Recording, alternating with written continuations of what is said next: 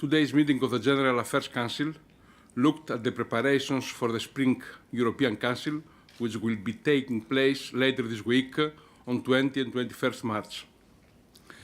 The main focus of this European Council will be the economy, including growth, competitiveness and jobs, which, of course, is also the top priority of the Hellenic Presidency. Energy issues will also figure at the top of the agenda.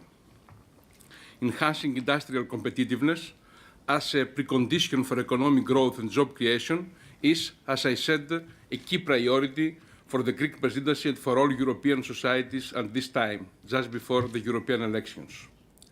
Our aim is to closely monitor the implementation of the upcoming European Council conclusions and keep our focus on applying policies that will boost growth and create jobs.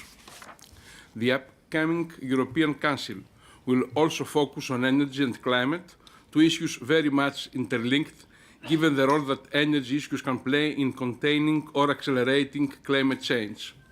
The goal is to achieve European climate and environmental standards, while at the same time we formulate cohesive European policies for achieving affordable energy prices, security and supply, and industrial competitiveness. The difference between energy prices in Europe and the United States, but also from country to country in the European Union itself, has an impact on the industrial competitiveness and ultimately on the growth of the continent. So we obviously need to talk more about ways to better organize and improve the functioning of the European energy market and how to promote energy efficiency and the diversification of energy supplies and supply routes, because we need to enhance our energy security and diversify and reduce our dependence on third countries. The situation in Ukraine was discussed thoroughly in yesterday's Foreign Affairs Council, and the European leaders will continue the discussion on the European Council. But also during the luncheon, in the presence of President of the European Council, Mr. Herman Van Rompuy, the Council under the configuration of General Affairs had the opportunity to repeat this debate on Ukraine. We also examined our relations with Africa in the context of preparations for the upcoming EU-Africa Summit.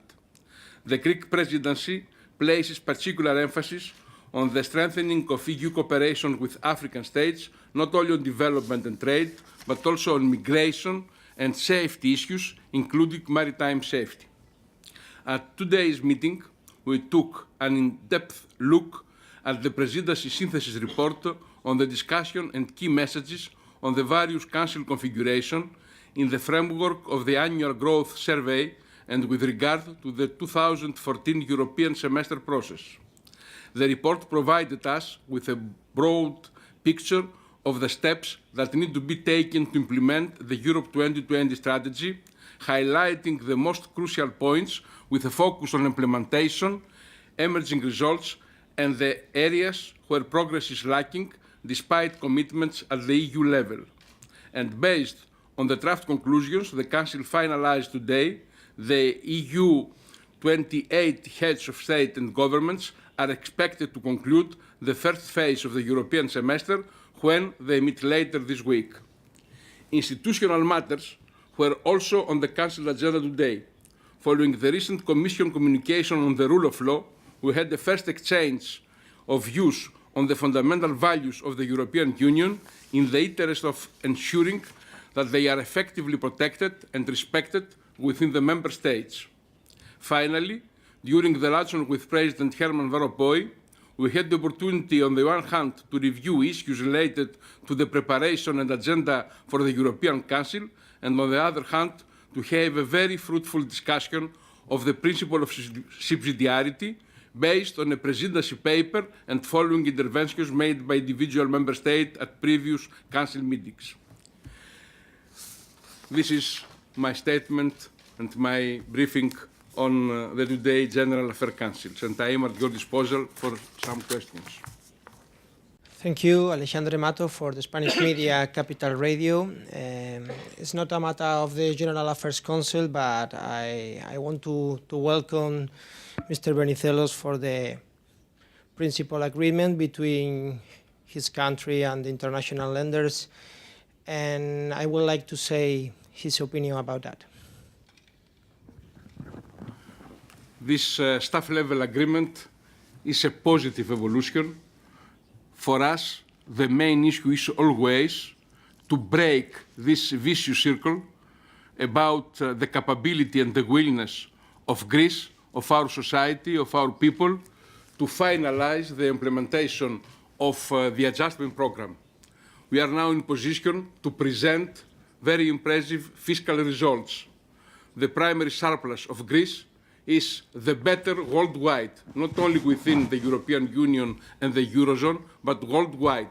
And this is our main argument for the organization, for the preparation of the last stage of this very difficult procedure toward our return to the normalcy, because now the main target of Greece is to regain the status of a normal European state on the equal level with the other member states of the European Union and especially of the Eurozone.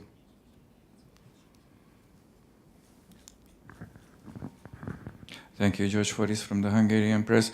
I'm asking the presidency, aren't you afraid that the Ukrainian situation will steal the show in the summit, as happened many times when there is a huge thematic subject and suddenly something else happens and takes the large part of the time of the energy? And in this respect, you mentioned that it was discussed during the lunch to some extent. What was there? What was the feeling? What was the main contribution to the debate? Unfortunately, we are before an escalation of the crisis in Ukraine. The conclusions of the Foreign Affairs Council yesterday was the codification of the European position, which is very clear, very strong, but also very constructive. The European position is always founded on the basis of some principles like the respect of the international legal order, but also of the need of safeguard the stability, the regional stability, and of course the peace on our European continent. I'm not now in position to present a prediction about the decisions of the upcoming European Council, but our principle is very clear. Our strategy is always the same. European Union is ready to participate in a constructive diplomatic and political discussion and initiative, but always within the frame of the international law and the respect of, first of all, the principle of territorial integrity, and second, the principle of the respect of the existing borders. This is something vital and existential for our continent. I see no more questions. Thank you very much.